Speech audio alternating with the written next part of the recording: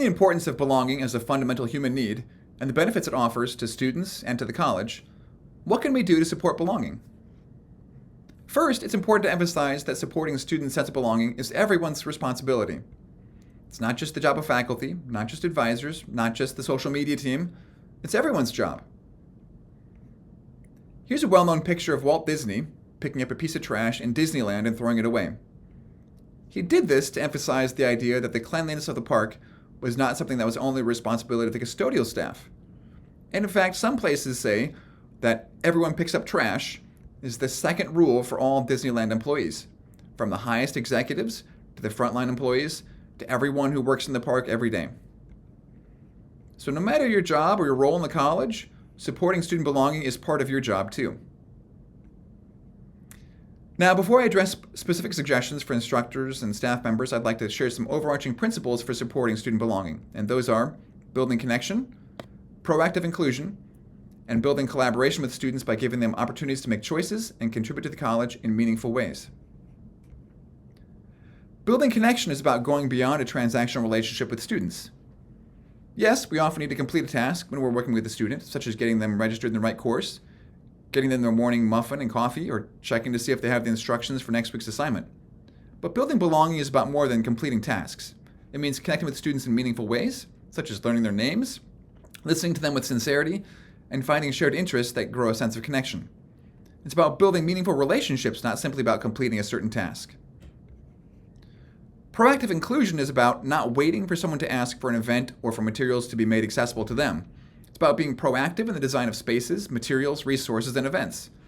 Being proactively inclusive eliminates the need for students to have to ask for accommodations and provides benefits to all students who might wish to make use of a resource or material in a different way. Proactive inclusion is about acknowledging the broad range of experiences and interests students have and not making assumptions about what they do or do not enjoy doing. For example, assuming that all students spend their weekends partying and drinking may make those who don't participate in those activities feel singled out, left out, or feel like they don't belong. Similarly, we may have students who take luxury vacations during spring break, and we may have students who struggle with food or housing insecurity. So proactive inclusion asks that we don't make assumptions about who students are, or that there's only one way to be a student, or there's only one set of experiences that define all of our students. Now, giving students opportunities to make choices and contribute in meaningful ways to the college is the third overarching principle for student belonging. Giving students the opportunity to make choices is important for giving students autonomy and empowering them to make decisions with support. And offering opportunities to contribute to the college in meaningful ways shows that we really do value their ideas, their thoughts and opinions, and use them in meaningful ways in our work. Now, for instruction, there's many practices that can be used to support students' sense of belonging. First, in course design, building student belonging starts with the syllabus.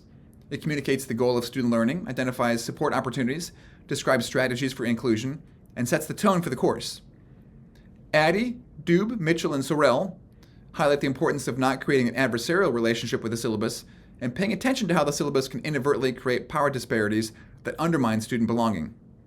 And importantly, they highlight that the syllabus should be considered a living document that can be modified during the semester to accommodate the community's needs. Next, let's consider some instructional practices that support student belonging.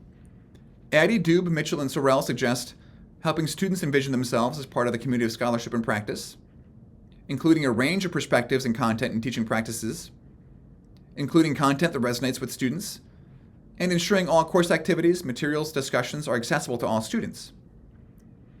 Other instructional practices connected with belonging include being organized, encouraging students to participate in class, and having a warm and open manner.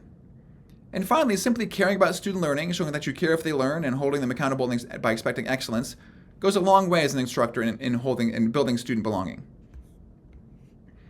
Instructors can also be supportive of students' relationships with other students by encouraging positive interactions between students, and by encouraging classmates to get to know each other through icebreakers or other opportunities to interact with students in class. An important goal for all instructors should be to create a welcoming, inviting community that supports positive relationships in student learning. As the instructor, you set the tone, and it can make a big difference for student belonging. Now, even with a positive, welcoming, warm tone set for the course, disruptions and violations of community standards can occur. Now, when that happens, instructors should not ignore it, but rather should address the issue and hold those responsible accountable with the goal of rebuilding relationships. Two last things for instructors to consider. First, encourage a growth mindset in your students and in your own teaching. Recognize your own biases and your perspectives and your own potential to make mistakes and to learn and grow along with your students. And second, seek feedback from students throughout the semester through minute papers, fuzziest concept, feedback forms, or administer the spot exam, the spot feedback form at midterm. And then, in response to that feedback, share with students how you're using that feedback to adjust your teaching or make changes to the course. Now, outside of instruction, these principles still apply. For all staff and those who interact with students, seek positive, warm, open relationships with students, learn their names, encourage a growth mindset, and be aware of your own biases and perspectives. Give students opportunities to contribute their ideas, listen carefully, and let students make contributions to the work of the college. To conclude, I'd like to share the best explanation I've heard of belonging. Now, if the college is a party, then not being invited to the party is exclusion. Now, being invited to the party and being present at the party is inclusion. But belonging is about actually enjoying yourself at the party. So let's make sure all of our students are having a great time in the College of Education party. Thank you for all you do to support student belonging.